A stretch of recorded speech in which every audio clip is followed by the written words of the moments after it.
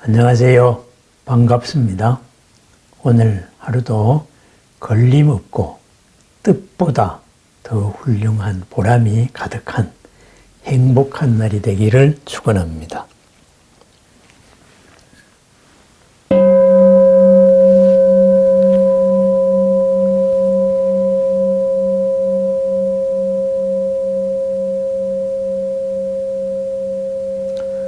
자주 받는 질문 가운데 법당에서는 어떻게 해야 되느냐, 법당 예절이라든가 부처님에 대한 예절이죠.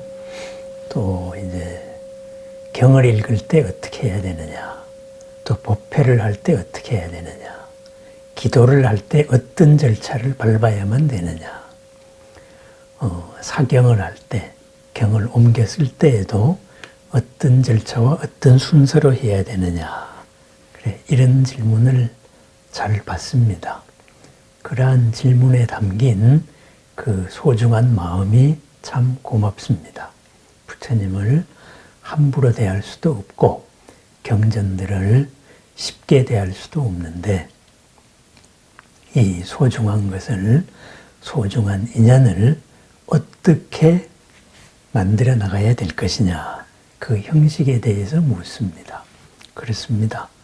그 형식에 대해서 묻는데, 그 형식은 수많은 우리의 앞선 사람들이 이렇게 집단지성으로 만들어 온 형식이겠지요. 그런데 여기서 한 가지 중요하게 우리가 상식적으로 꼭 짚고 넘어가야 될 문제가 하나 있습니다. 형식이 만들어지다가 보니까 그 형식에서 어긋나면 큰일 난다, 이러는 두려움을 갖추는 겁니다.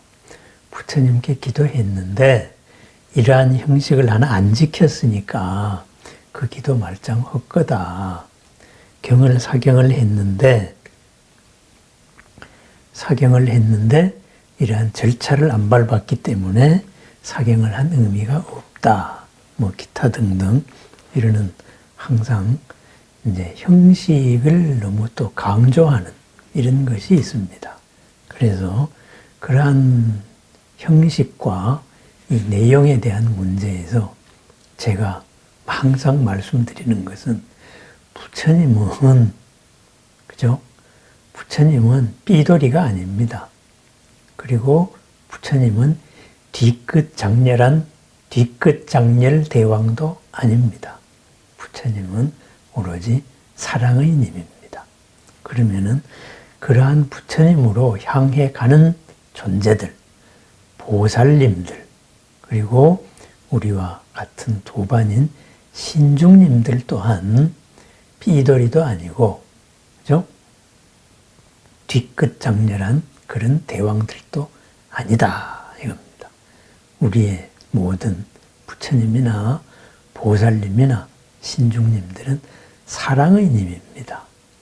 사랑의 님은 뭐예요? 벌 주지 않습니다. 기다려줄 줄 압니다. 그래서 사랑, 자비죠. 항상 호의로서, 먼저 열어주는 마음으로서 우리들의 마음을 엽니다. 열어서 함께 좋은 관계로서 더불어 기뻐하고 격려하고 축복해 주면서 우리와 같이 이 길을 걸어나가는 분들입니다. 또한 우리들이 잘못되었을 때 애틋한 마음, 연민한 마음으로 기다려줄 줄 아시는 분입니다. 그래서 너 잘못했으니까 벌 줘야 되겠다, 이런 게 아니다, 이거죠. 바꾸어 말하면은 뭐냐 하면은, 부처님이나 보살님이나 신중님들을 나와 같은 수준으로 의인화하지 마라. 바로 이런 말입니다. 나는 내 말을 안 들으면 화를 냅니다. 그러다가 보니까 내가 정해놓은 규칙을 안 지켜도 좀 기분이 나쁩니다. 벌을 주기도 합니다. 그렇다가 보니까 부처님도 보살님도 신중님들도 그러한 틀리면 벌 주는 존재다, 이렇게 우리가 착각을 하기가 쉬워요. 그것은 그렇지 않습니다. 사랑의 님입니다. 우리보다 한 단계 더 높고 한 단계 더 넓은 그러한 사랑의 님입니다. 그렇기 때문에 생각의 깊이와 생각의 폭이 우리하고 같지가 않습니다. 고등학교 때 관동별곡을 외운 적이 있었는데요. 요즘에도 관동별곡이 교과서에 나오는지 모르겠습니다만은 거기에 그런 말이 나오죠. 황정경 한 글자를 잘못 읽어서 인간 세계에 내려왔다. 원래 신선이었는데 황정경 한 글자를 잘못 읽어가지고 그거 벌 받아가지고 인간 세계에 내려왔다. 이런 구절이 있습니다. 그때 고등학교 때도 그런 생각을 했어요. 이거 하늘나라 갈 거 못 되는구나. 법이 저렇게 엄격해서야 그 어디 숨 막혀가지고 살겠는가. 이런 생각을 한 적이 있습니다. 그렇게 기도하는 방식에서 또는 기도하는 절차에서 사경하는 방식에서 하나 어긋났다 그래가지고 삐져버리는 삐돌이도 아니고 저것이 나한테 저렇게 대했어? 하고 두고 보자 하는 뒤끝 장렬 대왕도 아닙니다. 우리 부처님이나 불보살이나 신중님들은 사랑의 님, 자비의 님이다. 이것을 항상 염두에 두면 되겠습니다. 그러면은 어떻게 해야 되겠어요? 내 상식 수준에서 부처님을 또는 보살님을 신중님을 경건하게 대하는 그러한 내 상식 수준의 예절을 지키면 됩니다. 다만 이러한 것이 중구난방하면 안 되니까 역대의 나와 똑같이 고민했던 분들이 그냥 이리저리 집단지성으로서 하나의 룰을 만든 겁니다. 그 룰은 절대적인 게 아니다 이거죠. 그죠? 금계가 아닙니다. 계 또한 마찬가지입니다. 부처님이 말씀하신 5계를 지키면은 부처님이 벌 준다. 신중들이 벌 준다. 그렇지 않습니다. 계를 어긴다 그래서 부처님이나 보살님이나 신중님들이 벌을 주지 않습니다. 기다려줍니다. 그럼 계를 왜 지켜야 되느냐? 계를 지켜야 내가 이롭기 때문입니다. 내가 평안하기 때문입니다. 그대의 이로움과 그대의 평안함을 위해서 계를 지키는 게 좋다. 이것이 우리 불교의 계입니다. 다른 종교의 계는 절대적인 법이죠. 어기면은 벌을 주는 겁니다. 어겼어? 장부에 적어놨다가 염라대왕이 펼쳐보고 뒤끝 장렬합니다. 너 이런 거 했네. 혼 좀 나봐라. 우리 부처님은 그런 분이 아니다 하는 거죠. 그렇습니다. 자발적인 거. 안 하면은 내가 손해다. 이런 거예요. 그래서 계도 그러하고, 그죠? 이런 예법 또한 그러합니다.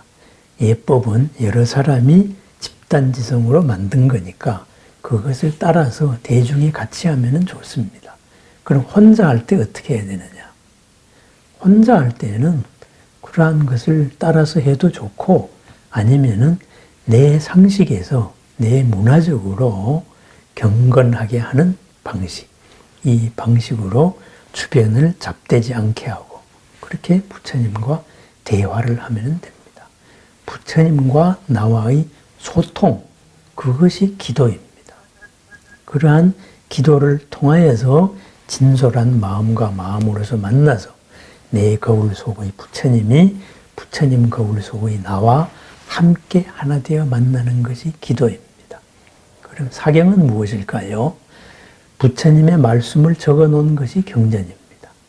이 말씀을 내가 천천히 눈으로 빨리 보는 것보다도 한 글자 한 글자 써 나가다가 보면은 이 경전의 내용이 부처님의 말씀 내용이 점점 더 나의 가슴 속으로 다가옵니다.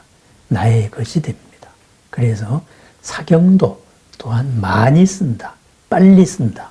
이것이 공덕이 아니다 이거죠. 모든 공덕은 내 스스로 짓는 거고 그러한 내 스스로 짓는 공덕을 부처님이 칭찬하시는 겁니다. 그래서 가피력이 함께하는 겁니다. 부처님의 사경공덕의 가피력 또한 빨리 많이 쓰는 데 있는 게 아닙니다. 빨리 쓰는데 공덕이 많다면 인색이 쫙 돌려버리면 거기가 공덕이 제일 많을 것입니다. 그렇지 않다 이거지요. 그러니까 내 수준에서 항상 경건한 마음, 이 마음을 유지하고 이러한 가르침으로서 내가 나를 이롭게 하고 주변을 이롭게 하고 그렇게 하겠다. 이러한 발언이 중요합니다. 그리고 이러한 발언에 부처님도 보살님도 신중님들도 함께하여 주시기를 청합니다. 이러는 함께하는 마음으로 사경을 하면 됩니다. 그러한 마음으로 기도를 올리면 됩니다. 진실한 한 사람의 불자가 수행을 할 때, 진실한 한 사람의 수행자가 도가 높아질 때 모든 부처님과 보살님과 신중님들이 기뻐합니다. 기쁨의 마음으로 그 대열에 동참합니다. 그것이 가피력입니다. 바꾸어 말하면은 이러한 가피력, 복을 부르는 기도, 복을 부르는 사경, 복을 부르는 수행, 부처님 가르침대로 사는 것입니다. 이 삶에 부처님과 보살님과 신중님들이 가피력으로 동참해 주는 것, 이것이 바로 기도 공덕입니다. 사경 공덕이고 수행 공덕이다. 그렇습니다.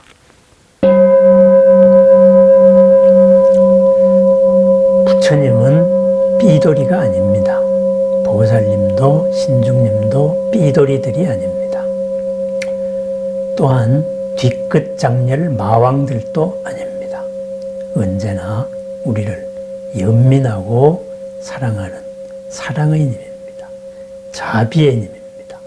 이러한 자비의 님과 소통하는 하나하나의 방법들, 기도고 수행이고 그리고 또한 사경입니다. 이런 여러 가지에서 형식의 절대성을 두지 마십시오. 그 형식으로서 하면은 좋습니다. 하지만은 형식을 내가 생략했다거나 까먹었다 그래서 벌을 내리는 존재는 아니다. 이렇습니다. 다른 종교와의 차이입니다. 부처님을 나와 같이 의인화하지 마십시오. 오로지 내가 생각하는 경건함으로 한 마음으로 그 부처님이 가르침과 하나 되는 과정, 그것이 바로 공덕과 복을 불러오는 그러한 수행이고 기도고 사경 공덕입니다. 오늘 또 있는 그 자리에서 생활로서 이 생활 속에 부처님과 보살님과 신중님들이 가피가 함께하는 부처님께서 칭찬하시는 보람과 공덕의 하루를 축원합니다. 감사합니다.